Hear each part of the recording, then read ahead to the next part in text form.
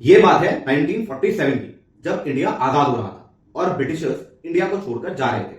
उस टाइम पर इंडिया में टोटल 566 रजवाड़े थे, जिन रजवाड़ों को आजाद इंडिया का पार्ट हो जाना था।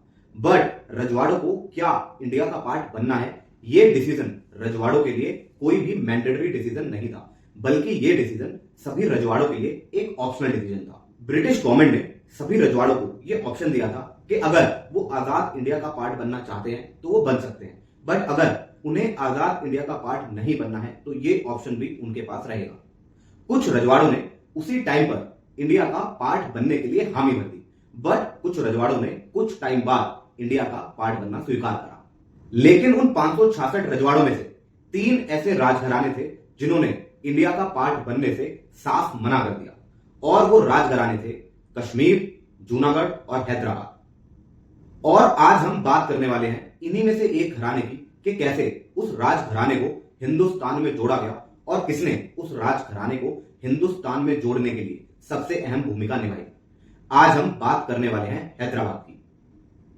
हैदराबाद इंडिया का सबसे अमीर घराना था। हैदराबाद में अंग्रेजों के टाइम पर भी अपना खुद का रेलवे, अपनी खुद की टेलीकॉम सर्विसेज, अपनी खुद की करेंसी और यहां तक कि अपनी खुद की आर्मी भी थी। हैदराबाद का टोटल एरिया 82,000 स्क्वायर रूट से भी ज्यादा था, जो कि पूरे इंग्लैंड देश और स्कॉटलैंड देश से भी ज्यादा था। उस टाइम पर हैदराबाद अकेले की पॉपुलेशन 1.5 करोड़ से भी ज्यादा थी। उस टाइम पर हैदराबाद की टोटल पॉपुलेशन में से 80% पॉपुलेशन हिंदू ही थी, बट इसके बावजूद भी हैदराबाद की सभी ऑफिशियल टॉप पोजीशन पर मुस्लिम्स लोग ही थे। यही नहीं, हैदराबाद में मुस्लिम कम्युनिटी हिंदुओं पर पूरी तरीके से डोमिनेंट थी। हिंदुओं को हैदराबाद में परेशान करा जाता, इनफैक्ट ट्रेन को रोककर भी हिंदुओं को परेशान करा जाता था। आजादी के बाद हैदराबाद को भारत का हिस्सा बनने के लिए 3 महीने दिए गए थे। उस टाइम पर हैदराबाद का राजा था निजाम, जिसके बारे में आप में से बहुत सारे लोगों ने सुना ही होगा। निजाम को उस टाइम पर दुनिया का सबसे अमीर आदमी भी टाइम मैगजीन ने घोषित करा था। निजाम अंग्रेजों का बहुत ही ज्यादा खास था और हैदराबाद को इंडिया का हिस्सा बिल्कुल भी नहीं बनाने देना चाहता था। हद तो यहां तक थी कि निजाम ने आजादी के बाद पाकिस्तान में बैठे जिन्ना को चिट्ठी तक लिख दी थी कि अगर हैदराबाद हिंदुस्तान से आर्मी की जंग लड़ता है तो क्या पाकिस्तान उनका साथ देगा। यही नहीं, निजाम ने ब्रिटिश गवर्नमेंट को भी अप्रोच करा था कि आप हैदराबाद को अपना हिस्सा बना लीजिए, हम हिंदुस्तान का हिस्सा कतई नहीं बनना चाहते हैं। 1947 में सरदार वल्लभ भाई पटेल, जिनकी वजह से सभी रजवाड़े आजाद हिंदुस्तान का हिस्सा बने थे, उन्होंने अपने एक भाषण में यह तक कहा था कि भारत के दिल में एक ऐसे क्षेत्र का होना जो कि भारत के लिए बिल्कुल भी लॉयल नहीं है, भारत की सुरक्षा के लिए एक बहुत बड़ा खतरा है। उस टाइम पर सरदार वल्लभ भाई पटेल की यह दिली इच्छा थी कि वो निजाम का अस्तित्व पूरी तरीके से मिट्टी में मिला दे, बट उस टाइम पर माउंटबेटन और नेहरू की वजह से वल्लभ भाई पटेल अपने दिल की ये इच्छा पूरी नहीं कर पाए। जब भी पटेल हैदराबाद से जंग लड़ने की बात करते तो तभी नेहरू उन्हें रोककर यह याद दिलाते कि हैदराबाद में एक बहुत बड़ी पॉपुलेशन मुस्लिम कम्युनिटी की भी है, जंग लड़ने के बाद उस मुस्लिम कम्युनिटी को कंट्रोल करना बहुत ही मुश्किल हो जाएगा। और सरदार वल्लभ भाई पटेल नेहरू की इस बात का जवाब देते हुए हमेशा उनसे कहते कि हैदराबाद भारत के पेट में एक कैंसर की तरह है, जिसे बिल्कुल भी बर्दाश्त नहीं करा जा सकता और हैदराबाद का खत्म होना बहुत ही जरूरी है, जल्दी से जल्दी। नेहरू भी हैदराबाद से जंग लड़ने के पक्ष में ही थे, बट नेहरू को यह लगता था कि अगर इंडिया ने हैदराबाद से जंग लड़ने के लिए अपनी आर्मी वहां डिप्लॉय करी तो कश्मीर में, जहां इंडिया ऑलरेडी पाकिस्तान से लड़ाई लड़ रहा था, कश्मीर में हमारा आर्मी बल वीक पड़ सकता है। आज तक कहा यही जाता है कि नेहरू हैदराबाद पर हमला करने के पूरी तरीके से खिलाफ नहीं थे, बट नेहरू हैदराबाद पर हमले को एक आखिरी विकल्प मानकर चल रहे थे। वहीं दूसरी तरफ सरदार वल्लभ भाई पटेल के लिए हैदराबाद पर हमला पहला विकल्प था। पटेल हैदराबाद के टॉपिक पर बिल्कुल भी सबर नहीं करना चाहते थे। उनका मानना यह था कि हैदराबाद पर जल्दी से जल्दी हमला होना चाहिए और बिना वक्त गवाए हैदराबाद को हिंदुस्तान का पार्ट बना देना चाहिए। नेहरू और पटेल के बीच हैदराबाद के ऊपर टेंशन्स को लेके चीजें इतनी ज्यादा बिगड़ चुकी थी कि सरदार वल्लभ भाई पटेल ने यहां तक डिसाइड कर लिया था कि एक मीटिंग बुलाकर मेजॉरिटी को अपनी साइड करके नेहरू को प्रधानमंत्री के पद से ही हटा देना चाहिए। सरदार वल्लभ भाई पटेल का गुस्सा देखकर कैबिनेट ने एक मीटिंग बुलाई, बट पटेल ने कैबिनेट की उस मीटिंग में आने से साफ मना कर दिया। सभी बड़े नेताओं की रिक्वेस्ट के बाद उस दिन सरदार वल्लभ भाई पटेल कैबिनेट की उस मीटिंग में आए। बट उस दिन नेहरू ने सरदार वल्लभ भाई पटेल से हैदराबाद हमले के ऊपर कोई भी डिस्कशन नहीं करा और उसी दिन नेहरू ने भी हैदराबाद पर हमले के प्लान को मंजूरी दे दी। सदियों से हैदराबाद में डायमंड्स की खानें हैं, जिनमें से दुनिया को हैदराबाद ने एक से एक नायाब हीरा दिया है। कोहिनूर हीरा, जिसके बारे में आप सभी लोगों ने अच्छे से सुना ही होगा, वो कोहिनूर हीरा भी हैदराबाद से ही निकला था। यही नहीं, निजाम के पास इस दुनिया का सबसे बड़ा 185 कैरेट का जैकब हीरा भी था, जिसे निजाम पेपर वेट की तरह यूज करता था। निजाम को हिज एक्सलॉटे हाइनस कहा जाता था और निजाम जिस भी देश में जाता था, निजाम को वहीं पर 21 तोपों की सलामी दी जाती थी। निजाम का सबसे खास था कासिम रिजवी, जिसका अपना एक पॉलिटिकल ग्रुप भी था, जिस ग्रुप का नाम था मंजिल-ए-इत्तेहादुल मुस्लिमीन। निजाम के इस करीबी कासिम रिजवी ने एक मीटिंग में सरदार वल्लभ भाई पटेल को ताना देते हुए यह तक कह दिया था कि सरदार से छोटा सा जूनागढ़ तो संभल नहीं रहा है, ये कहां सपने देख रहा है हैदराबाद के। कुछ दिन बाद जब जूनागढ़ ने सरेंडर कर दिया तो सरदार वल्लभ भाई पटेल ने उस ताने का जवाब देते हुए कहा कि अगर हैदराबाद ने जूनागढ़ से कोई सीख नहीं ली तो अगला नंबर हैदराबाद का ही है।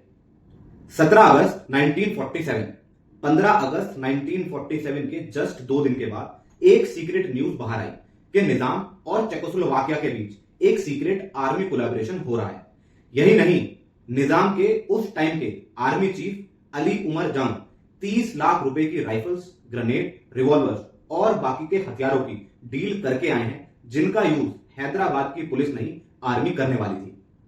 यही नहीं, निजाम ने पाकिस्तान की आर्मी को साथ लेने के लिए पाकिस्तान को उस टाइम पर 20 करोड़ का अमाउंट और लाहौर में एक बिजनेस वैली बनाने का प्रस्ताव दे दिया था। सरदार वल्लभ भाई पटेल को यह पूरा अंदाजा था कि हैदराबाद पूरी तरीके से पाकिस्तान की डायरेक्शंस पर काम कर रहा है। यही नहीं, पाकिस्तान हैदराबाद की और पोर्चुगल की कोलैबोरेशन भी करवाने वाला था, जिसके बाद पाकिस्तान का प्लान था गोवा में एक पोर्ट बनाने का, जिसे पाकिस्तान फ्यूचर में यूज कर सके।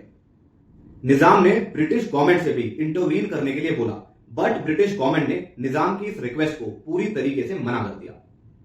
22 अगस्त 1948 हैदराबाद में कुछ मुसलमानों ने कासिम रिजवी के कहने पर गंगापुर स्टेशन पर एक ट्रेन पर हमला कर दिया और इस ट्रेन पर हमला सिर्फ हिंदुओं पर करा गया, जिसके बाद पूरे देश में सरकार की आलोचना शुरू हो गई कि सरकार हैदराबाद के केस में सख्ती से पेश नहीं आ रही है।